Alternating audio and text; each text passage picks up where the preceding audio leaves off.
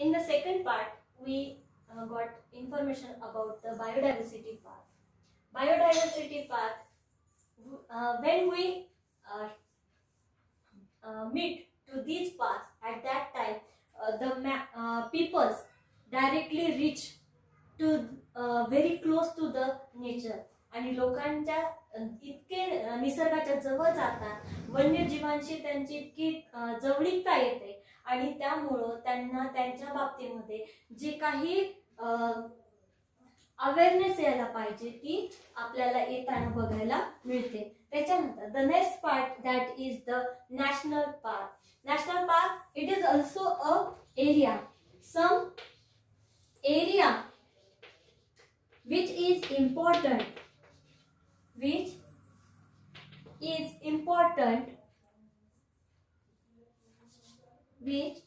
are important for the protection and conservation, for the conservation of wildlife,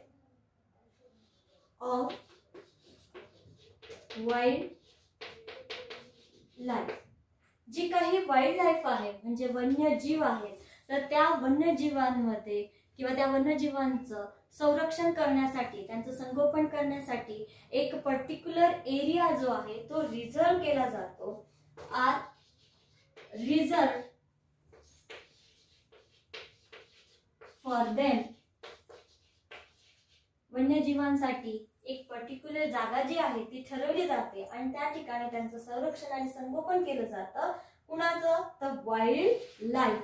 इथं काय आहे तर बायोडायव्हर्सिटी. बायोडायव्हर्सिटी मध्ये प्लांट्स, ॲनिमल्स, बर्ड्स, इन्सेक्ट हे सगळे आले. आणि नॅशनल पार्क मध्ये जे काही फॉरेस्ट आहेत ते फॉरेस्ट तर असतातच, पण त्या ठिकाणी एका पर्टिक्युलर वाईल्ड लाईफचा काय केलं जातो तर तिथं संगोपन केलं जातं. is called national park, is called national park. For example, Tadoba, Kaziranga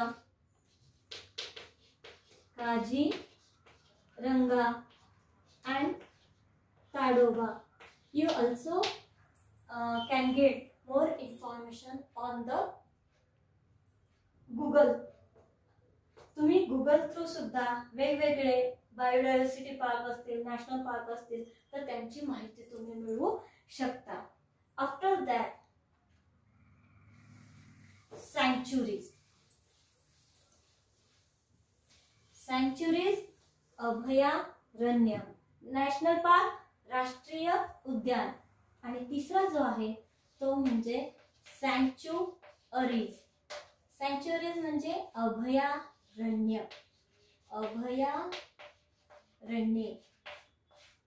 या ठिकाणी सुद्धा एक पर्टिक्युलर एरिया जो आहे, जंगलच काय केले, एरिया म्हणण्यापेक्षा जंगलच जे काही आहेत ते काही जंगल आहेत ज्यांना कट केली जात नाही, तर अशी जंगले जी काही आहेत ती काय करतात सरकार ताब्यामध्ये घेतं आणि त्या ठिकाणी असलेले जे काही पर्टिक्युलर ॲनिमल्स आहेत तर त्यांचं संरक्षण त्या ठिकाणी केलं जातं. तर अशा प्रकारच्या फॉरेस्टला काय म्हटलं गेलेलं आहे सँक्च्युअरीज.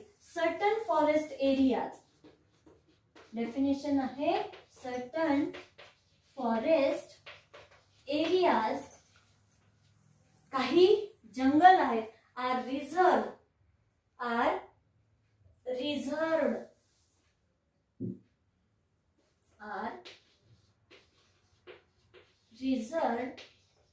for conserving, for the conservation and the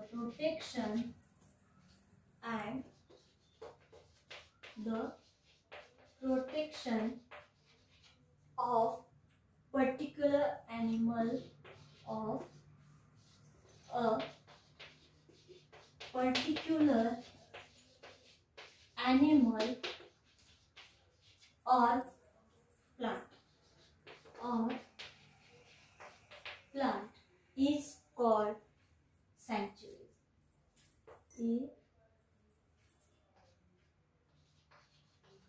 such areas are called sanctuary.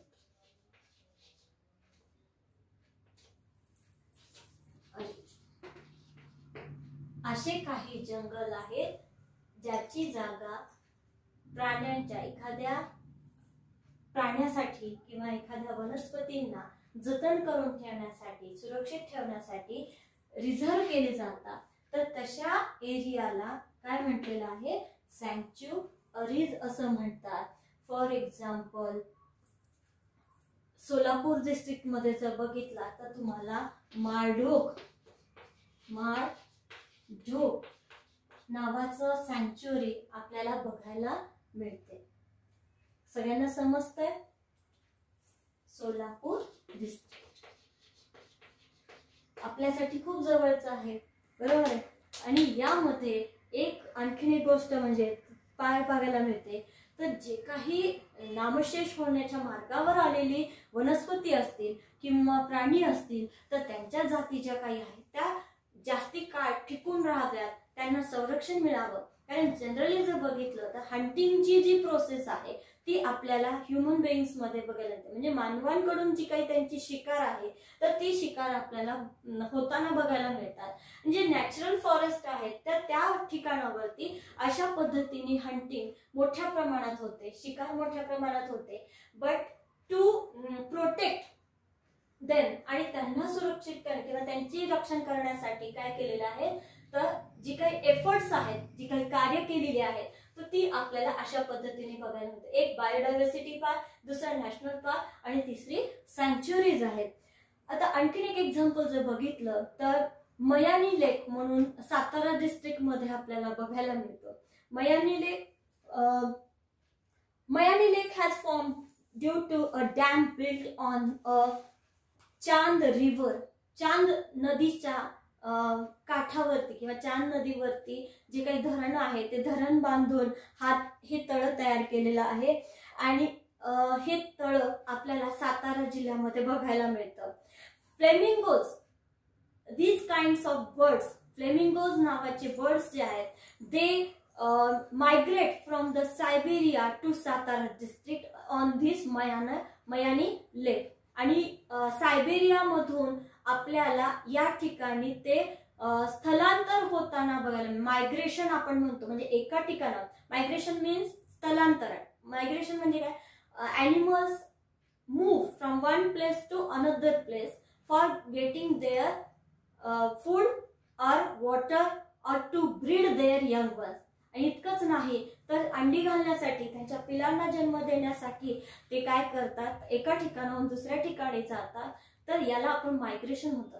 ते migrate, flamingos migrate from Siberia to Mayani lake only for the breeding of their young ones. आणि त्यांची अंडी घालण्यासाठी किंवा ले देअर एग्स, त्यांची अंडी घालण्यासाठी ते काय करतात, त्या ठिकाणाहून या ठिकाणी येतात. But now a days the number of these flamingos reduces day by day.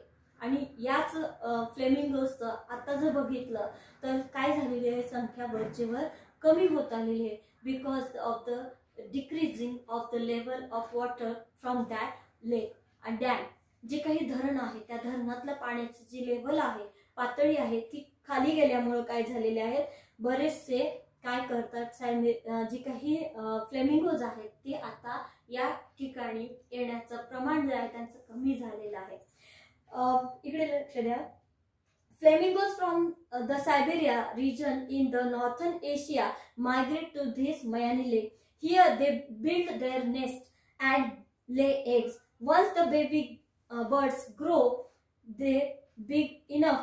जेव्हा त्यांची अंडी घातल्यानंतर अंडीतून पिलं बाहेर येतात आणि थोडीशी मोठी होतात, they return with them to the Siberia. आणि वाढल्यानंतर, त्यांची वाढ झाल्यानंतर ते त्यांना घेऊन परत सायबेरियाला जातात.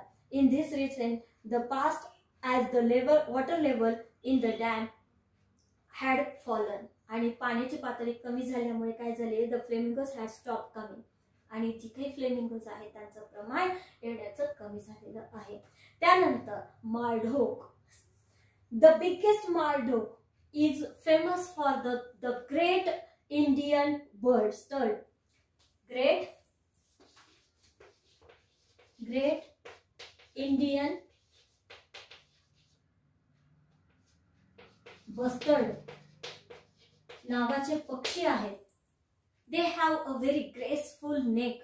एकदम अशी उंच डौलदार त्यांचं चालणं आपल्याला या पक्ष्यांमध्ये बघायला मिळतात आणि ते त्याच्यासाठी फेमस आहे. इतकंच नाही, they have heavy weight also. आणि इतकंच नाही तर त्यांचं वजन सुद्धा कसं आहे, जास्ती आहे. And so many peoples hunted for get the meat from that birds. आणि इतकंच नाही तर लोक काय करतायत तर अशा पक्ष्यांची शिकार करतायत तर त्यांचं मांस मिळवण्यासाठी. The biggest Maldhok sanctuary in Asia is at Nannaj in Solapur district. Solapur district मध्ये नानज गाव जे आहे त्या ठिकाणी आपल्याला ही मार्डोक सँक्च्युरी बघायला मिळते. This huge weighty birds are famous for their graceful gait. जे डौलदार चालणं वगैरे आहे तर ते तुम्हाला बघायला मिळेल.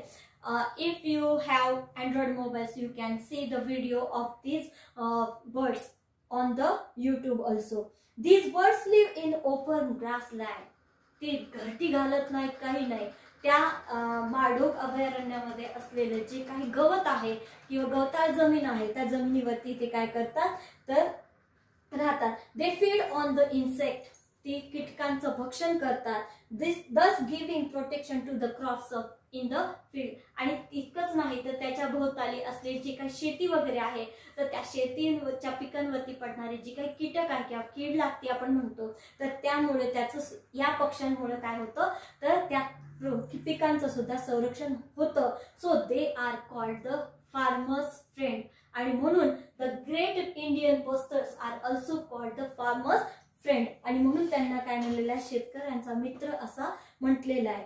As they are hunted for their meat and their eggs. त्यांची अंडी मिळवण्यासाठी आणि त्यांचा मांस मिळवण्यासाठी त्यांची शिकार सुद्धा काय केलेली मोठ्या प्रमाणात जात आहे.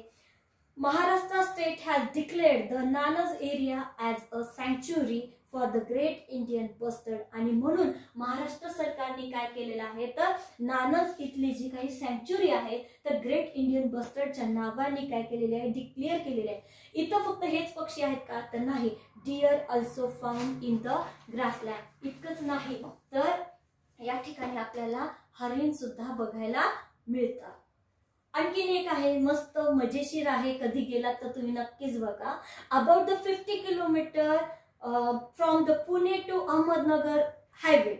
जर तुम्ही पुण्याहून अहमदनगरला जर जात असता तर पुण्याहून तुम्हाला 50 किलोमीटर वरती एक मोराची चिंचोली नावाचं गाव बघायला मिळतं. A village Morachi Chincholi is famous for the peacock population. Morachi Chincholi नावाचं गाव आहे तर ते अतिशय प्रसिद्ध आहे कारण त्या ठिकाणी तुम्हाला मोठ्या प्रमाणामध्ये मोर पाहायला मिळतात. त्या ठिकाणी मोरांची संख्या भरपूर प्रमाणामध्ये आहे. The old well looked after tamarind trees here have created a favourable environment for these birds.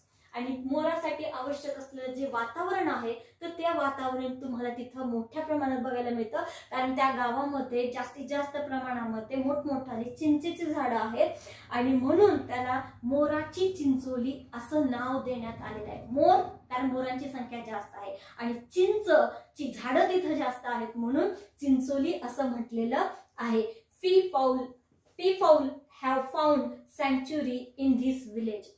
आणि जी काही मोराची पिल्लं वगैरे असतात तर ती तिथं मोठ्या प्रमाणामध्ये आपल्याला बघायला मिळतात. इतकंच नाही, so many devrais are also seen in our Maharashtra and Madhya Pradesh. आपल्याला मोठमोठ्या प्रमाणामध्ये देवराईज बघायला मिळतात. देवराईज म्हणजे काय आहे, a particular area which is fulfilled with the different kinds of plant and the people thought that these plants are the gift of God.